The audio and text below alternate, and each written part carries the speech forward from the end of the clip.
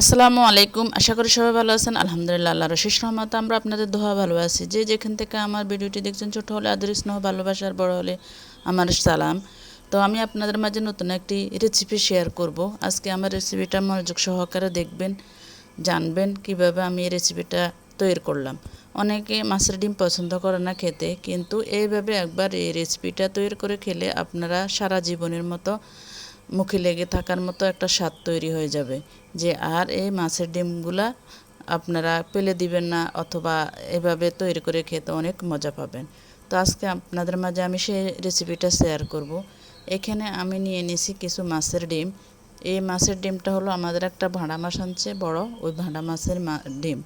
তো ডিমগুলো এই মাছের ডিমটা আমি কিভাবে তৈরি করব তা আপনারা মনোযোগ সহকারে দেখবেন, একটু স্কিপ করবেন না। এখানে আমি নিয়ে নিয়েছি মাছের ডিম। কিছুদিন আগে আনা হয়েছে, আমি ফ্রিজে রেখে দিয়েছি। এখন ফ্রিজ থেকে বাইর করে এই মাছের ডিমটা আজকে আমি আপনাদের মাঝে শেয়ার করব। তো এখানে এই মাছের ডিমটা নিয়ে নিলাম আমি। নিয়ে এখন কিভাবে তৈরি করব আর কি কি উপকরণ লাগবে তা আপনারা মনোযোগ সহকারে দেখবেন। আর আমি কি কি টিপস আপনাদেরকে দেখাই তা ফলো করবেন। এই টিপস অনুযায়ী এই মাছের ডিমটা রেসিপিটা আপনারা তৈরি করবেন। অনেকে বলে মাছের ডিম নাকি একটু গন্ধ গন্ধ, কিন্তু এই গন্ধটা দূর করার জন্য আমি কিছু টিপসও ব্যবহার করব। তো এখানে আমি নিয়ে নিয়েছি সেই মাছের ডিম। মাছের ডিমটা আমি ফ্রিজ থেকে বের করে সুন্দর করে ধুয়ে নিয়ে আসছি। এখন এই মাছের ডিমটা আমি কিভাবে কি করব দেখেন। আর এখানে নিয়ে নিচ্ছি আমি বড় হলে দুটা আর মাঝারি হলে তিনটা টমেটো। এরপরে নিয়ে নিচ্ছি কিছু কচি কচি লেবু পাতা বা কাগজি পাতা। আর এরপর নিয়ে নিচ্ছি কিছু পেঁয়াজ, কাঁচামরিচ, ধনিয়া পাতা। তো এই রেসিপিটা তৈরি করার জন্য একটু বেশি পরিমাণে পেঁয়াজ লাগবে এবং ময় মশলাও লাগবে। তো নিয়ে নিচ্ছি আমি সেই ডিমগুলা নিয়ে এখন আমি ভালোভাবে একটু মাখিয়ে এর যে উপরে একটা আবরণ আছে ওই আবরণটা আমি বের করে নিয়ে নেব। তো আপনারা ততক্ষণ পর্যন্ত আমার সঙ্গে থাকুন, সম্পূর্ণ ভিডিও জুড়ে দেখতে থাকুন। আমি কিভাবে কি করি একটু স্কিপ করবেন না। স্কিপ করলে কিন্তু আপনারা রেসিপিটা তৈরি করতে সমস্যায় পড়ে যাবেন।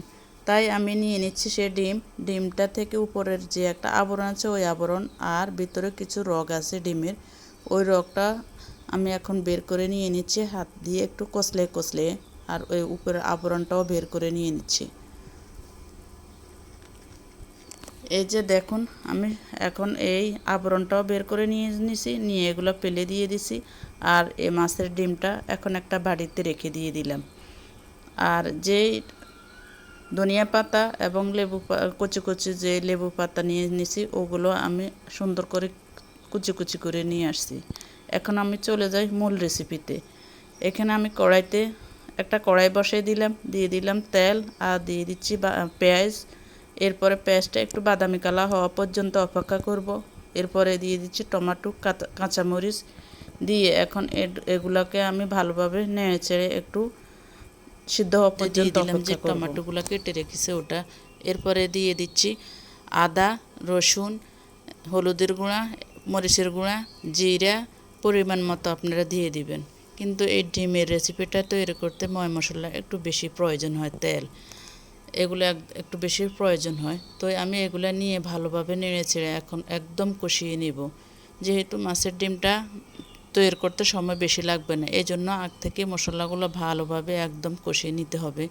তো একটু কষানি হয়ে আসছে, আর আমি এর মধ্যে দিয়ে দিলাম কিছু পানি দিয়ে আবার এই মশলাটা আবার ভালোভাবে কষিয়ে নিয়ে এর মধ্যে দিয়ে দিব এখন আমার সিক্রেট করে রাখা একটু মশলা। এই যে মশলাটা আমি হাতে বানিয়ে রেখেছি, তো এর মধ্যে আমি কিছু মশলা দিয়ে দিলাম, দিয়ে ভালোভাবে নেড়ে চেড়ে কষিয়ে নিলাম। নিয়ে এরপর আমি আবার ওই মাছের ডিমটা ঢেলে এখন একদম ভালোভাবে নেড়ে চেড়ে পালতিলে যেন না লেগে যায়, এই জন্য আমি ভালোভাবে নেড়ে চেড়ে নিচ্ছি। তা আপনারা একটু খেয়াল করবেন, মাছের ডিম দেওয়ার সাথে সাথে যদি তেল কম হয় তাহলে মাছের ডিমটা পাতিলে লেগে যাবে। তো একটু তেলের পরিমাণ একটু বেশি লাগে। এরপরে আমি ভালোভাবে নেড়েচেড়ে এখন এই ডিমটা সিদ্ধ হওয়া পর্যন্ত অপেক্ষা করব। আর যে বাটিতে ডিমগুলো ছিল ওই বাটিতে ধুয়ে একটু পানি আবার দিয়ে দিলাম, দিয়ে একদম ভালোভাবে এখন ডিমটাকে সিদ্ধ করে নিয়ে নেব। বেশি লাগে না, হালকা একটু পানি দিব। এরপরে আমার ডিমটা এখন গনাইয়ে আসছে, এর মধ্যে দিয়ে দিচ্ছি যে লেবু পাতা। আমি একদম কচি কচি কিছু লেবু পাতা নিয়ে নিয়েছি, কাগজি পাতা। যদি আপনাদের কাছে লেবু বা পাতা বা কাগজি পাতা না থাকে তাহলে আপনারা একটা লেবু চিবিয়ে এর মধ্যে রসা দিয়ে দিবেন, তাহলে যে মাছের ডিমের একটা গন্ধ থাকে ওই গন্ধটা দূর হয়ে যাবে, এবং যদিও ফ্রিজে থাকে ওই গন্ধটা আর থাকবে না। এই টিপসটা আপনারা ফলো করে রেসিপিটা তৈরি করে দেখতে পারেন।